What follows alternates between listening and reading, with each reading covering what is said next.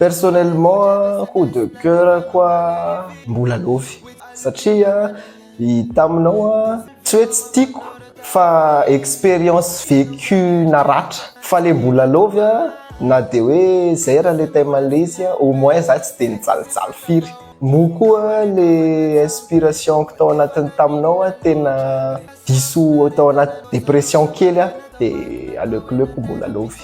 Reteny maminy fanaovana